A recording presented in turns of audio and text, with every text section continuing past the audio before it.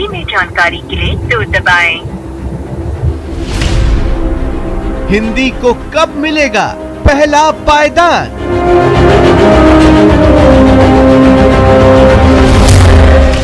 हिंदी के लिए 2 क्यों दबाएं?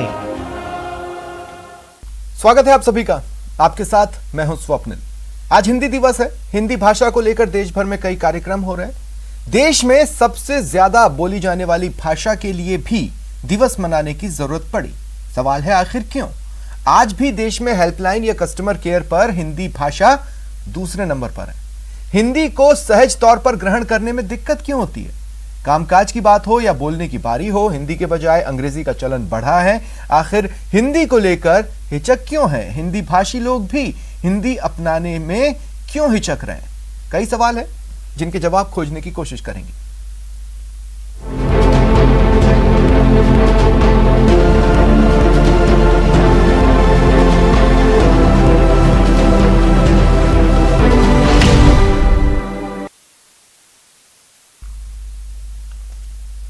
और मेरे साथ जो गेस्ट पैनल जुड़ रहा है आपको इंट्रोड्यूस करवा देता हूं। डॉक्टर प्रदीप चतुर्वेदी जी कांग्रेस नेता हैं, डॉक्टर निमिषा गौड़ जी बीजेपी नेता हैं, डॉक्टर दीप कुमार सहायक आचार्य हैं हिंदी विभाग आरयू से, और राजेश्वर वशिष्ठ जी पूर्व प्रमुख राजभाषा विभाग मेरे साथ जुड़ रहे हैं। आप सभी का स्वागत है न्यूज 18 राजस्थान पर। डॉक्टर दीप कुमार, मैं आपसे शुरुआत करना चाहता हूं। क्या एलिटनेस के नाम पर मैं बोलूं या फिर कोई और कारण है कि हिंदी को ढकेल दिया गया है कोने में या दूसरे नंबर पर? ये आप जो कह रहे हो वो एकदम सही कह रहे हैं कि एलीट नाम की जो हमारे साथ एक मानसिकता रही अंग्रेजों के चले जाने के बाद, हम लोगों को ये लगता रहा कि हमारा एक सतत अस्तित्व देशवासियों से। तो उस कारण जो संवैधानिक प्रावधान थे, संविधान निर्माताओं के जो उनकी मंशा थी, संकल्प था, उसको दरकिनार करते हुए अंग्रेजी के आगे हिंदी को ढकेल दिया। वर्तमान में स्थिति बड़ी दयनीय नहीं, लेकिन शुरुआत की अगर आप बात कर रहे हैं आचार्य जी, तो मैं ये कहना चाहता हूं कि अंग्रेजी को पहले तो माना गया था कि 14-15 साल रहेगी, उसके बाद निर्णय लेंगे, लेकिन कभी निर्णय लेने की। देखिए, इस विषय में एक छोटा सा उदाहरण देता हूँ। प्रोफेसर JGV प्रसाद अंग्रेजी भाषा के प्रोफेसर थे जवाहरलाल नेहरू विश्वविद्यालय में, जहाँ से मैंने अध्ययन किया। उन्होंने बताया कि 1970 के दशक में इस राष्ट्र में ऐसा आंदोलन था कि वो अंग्रेजी पढ़ते हुए सोचते थे कि आगे अंग्रेजी का अस्तित्व रहेगा ही। तो एक लंबी अवधि में प्रस्फुटित हुआ है, परिगणित हुआ है कि अंग्रेजी का दबदबा बना रहा। उससे पहले ऐसा उभार आया था कि हिंदी में अगर हम लोग उस समय ध्यान देते या कामकाज करते तो संभवतः हिंदी जो आज स्थिति है उसे इतर या उलट स्थिति नहीं, लेकिन एक विडंबना का सामना लैंग्वेज को लेकर मैं देख रहा हूं दुनिया भर में, जिस पर मैं बात करना चाहता हूं राजेश्वर वशिष्ठ जी आपसे। राजेश्वर जी, देखिए जापान है, चाइना है, जर्मनी है, वो तो बिना अंग्रेजी के भी प्रोग्रेस कर गए, और वहां पर मुझे नहीं लगता कि वहां पर उनकी लैंग्वेज को उन्हें दूसरे या तीसरे नंबर पर धकेलने की जरूरत पड़ी हो। देखिए, अगर आप भारत के परिप्रेक्ष्य में बात करेंगे तो आजादी के बाद से पहली बात तो आपने ही अपनी चर्चा में कहा कि 15 वर्षों के लिए हिंदी के काम को बाधित कर दिया गया। हम हिंदी का प्रयोग सरकारी कामकाज में नहीं करेंगे। उसके साथ साथ हमारे पास कोई बहुत बड़ी इच्छा शक्ति नहीं थी कि हम पुस्तकों का अनुवाद करवाते। मैं इस बात को जानता हूं राजस्थान की शिक्षण पद्धति से। जो बच्चे यहाँ राजस्थान में हिंदी माध्यम से परीक्षाएं पास करके आगे जाते थे, उन बच्चों को प्रतियोगी परीक्षाओं में बहुत घाटा उठाना पड़ता था, क्योंकि अंग्रेजी का दबाव लगातार बना रहा। ऐसा जापान में नहीं हुआ, ऐसा चीन में नहीं हुआ। वहां अगर अनुवाद हुआ तो पूरी तरह से हुआ। वहां अगर बच्चों को शिक्षा दी गई तो बहुत ईमानदारी से दी गई। और उसके बाद जब रोजगार के रास्ते खोलने की बात आई तब भी वहां पे समान अवसर दिए गए। हमारे यहाँ हिंदी के साथ ऐसा नहीं हुआ। अगर आप हिंदी माध्यम से परीक्षा देंगे भी तो इंटरव्यू की परेशानियां थी, या अंग्रेजी का पेपर तो आपको पास करना ही पड़ेगा। इन सब चीजों के चलते मुझे लगता है भारत में भाषाएं आगे नहीं बढ़ी। दूसरी बात, अगर सरकारी संस्थाओं में थोड़ा कंपटीशन में जब अंग्रेजी की बाध्यता की बात सामने आई यूपीए के शासनकाल में, जिसका विरोध एनडीए के शासनकाल को करना पड़ा, उस समय हमने देखा कि बच्चे कह रहे थे हमें नहीं आता, हम तो हिंदी मीडियम वाले हैं। जी जी, लेकिन उसके बाद कौन से आपने बहुत बड़े कदम उठाए कहने को। अगर आप आईएएस के इंटरव्यू में ये कह देते हैं कि आप हमसे हिंदी में बोल सकते हैं, फिर भी मैं इस बात को बहुत ईमानदारी से जानता हूं कि जो लोग वहां बैठकर आपसे वार्तालाप कर रहे हैं उनकी मानसिकता नहीं बदल जाती है महज बोलचाल की हिंदी भर कर लेने से। मैंने तो जीवन भर बैंक के प्रधान कार्यालय में हिंदी के प्रयोग को आगे बढ़ाने के लिए प्रयास किया। लेकिन सर मुझे एक बात क्लियर कीजिए, क्या ब्यूरोक्रेसी में काम के लिए इंग्लिश मस्ट है या हिंदी में भी काम चल सकता था और ब्यूरोक्रेसी उसके लिए तैयार नहीं हो पाई? ब्यूरोक्रेसी तो आज तक हिंदी में काम करने को तैयार नहीं है।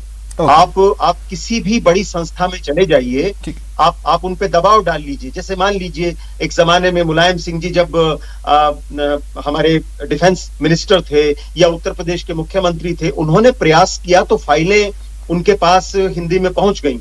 अब भी जो लोग प्रयास करते हैं हिंदी में पहुंच जाती होंगी, लेकिन मूल रूप से सारा कामकाज सरकारी तंत्र का आज भी अंग्रेजी में ही होता है।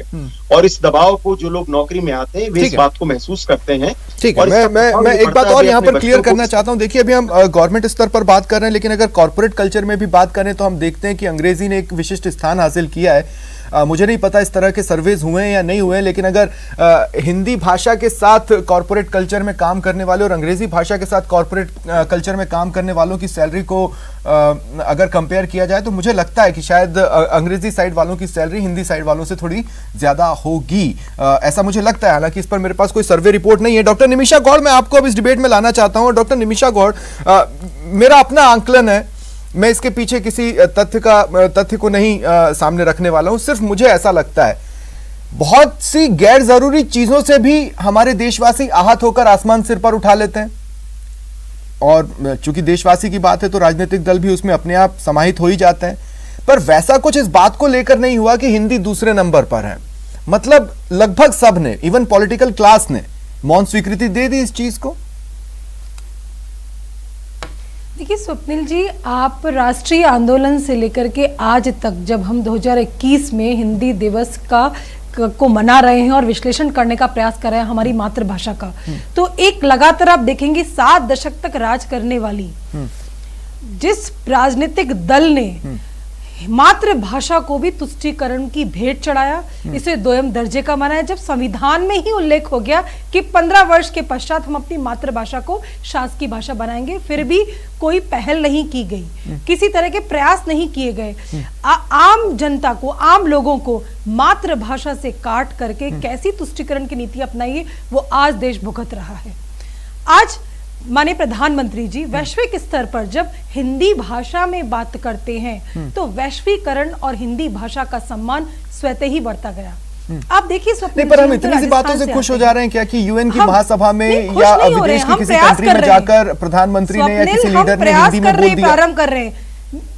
स्वप्निल जी मेरी बात पूरी होनी चाहिए। गांव के ग्रामीण दर्जे के को छात्र जो सरकारी स्कूल में पढ़ा है, जिसकी मातृभाषा हिंदी है, वो स्कूलों में भी हिंदी पढ़ता है, वो प्रधानमंत्री जी को ब्रिक्स जैसे सम्मेलन में अमेरिका के राष्ट्रपति, फ्रांस, इन सब के राष्ट्रपति के सामने यदि वो हिंदी भाषा में बोलते हुए देखता है तो उसे अपनी मातृभाषा पर स्वतः ही सम्मान होता है, क्योंकि हिंदी और अंग्रेजी। पर निमिषा जी देखिए, अब ये तो क्या हो गया ना, ये बड़ा राजनीतिक टाइप की बात हो गई। मैं आपको एक बात कहता हूं डॉक्टर निमिषा गौड़, मैं आपसे एक बात कहता हूं कि देखिए अगर 7 दशक तक कुछ नहीं हुआ तो आपने भी अभी 7 साल 8 साल में इसको लेकर कोई बहुत ठोस रोड मैप दिखाया नहीं है कि आप हिंदी को सर्वोच्च शिखर पर ले जाने वाले हैं। ये बात तो बिल्कुल साफ है। अब जब बात हिंदी मीडियम इंग्लिश मीडियम की है, अगर मैं बोलूं कि जो पॉलिटिक्स के बड़े बड़े नामी चेहरे हैं उनके बच्चे इंग्लिश मीडियम में और विदेशों में पढ़े तो उसमें कौन सा हिंदी का सम्मान है?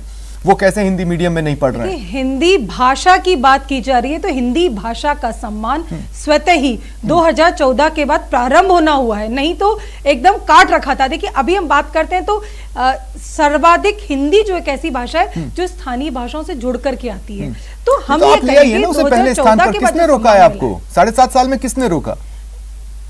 देखिए आप नई शिक्षा नीति में देखिए, मेडिकल या हमारे इंजीनियरिंग जितने भी क्षेत्र हैं उसमें अब हिंदी भाषा में भी आ रहा है। 11 से 14 यूनिवर्सिटीज ने तो प्रारंभ भी कर दिया है। ये प्रारंभ तो हुआ, नहीं तो संरक्षण, संवर्धन और विकास हिंदी का हो ही नहीं रहा था। बाधक बन गई इनकी तुष्टीकरण की नीति, बाधक बन गई कांग्रेस की हिंदी का विकास तो हुआ, स्टडीज हुई है, हमारी ऐसा नहीं है कि नहीं हुआ है। साहित्य फला फूला इसी पीरियड में हम ये कह दें कि हिंदी का विकास ही नहीं हुआ है, ये बात अलग है। लेकिन हाँ, ये जरूर है कि उसने अपना पहला स्थान खोकर दूसरे स्थान, तीसरे स्थान की तरफ सरकना चालू किया। डॉक्टर प्रदीप चतुर्वेदी, मेरा सवाल आपसे प्रदीप जी देखिए बहुत स्पेसिफिक है। जब चुनने का मौका आया, हमने अंग्रेजी को जगह भी दी और उसको जारी भी रखा, हमने उसे बदलने की कोशिश नहीं की, क्यों? देखिए, मेरा एक स्पष्ट सबमिशन ये है, और जैसा भाजपा की प्रतिनिधि निमिषा जी कह रही हैं, मैं आपको याद दिलाना चाहूंगा कि नरसिम्हा राव की सरकार में सबसे पहले उन्होंने अटल बिहारी वाजपेयी को संयुक्त राष्ट्र संघ में भेजा था, और वहां जाकर संयुक्त राष्ट्र संघ में अटल बिहारी वाजपेयी ने हिंदी में जो भाषण दिया, उसके बाद उस पटल पर हिंदी को मान्यता दी गई, और उसके बाद पूरे विश्व में उस पटल पर उस भाषा के लिए जो ट्रांसलेशन जो प्रोविजन था उसमें हिंदी को समावेश किया गया, क्योंकि अंतरराष्ट्रीय स्तर पर पहली बार हिंदी का प्रयोग अटल बिहारी सम्मानीय प्रधानमंत्री अटल बिहारी वाजपेयी जी ने किया था। तो ये कहना कि कांग्रेस के रिजिम में ये नहीं हुआ है, ये इनके बात को झुटलाता है।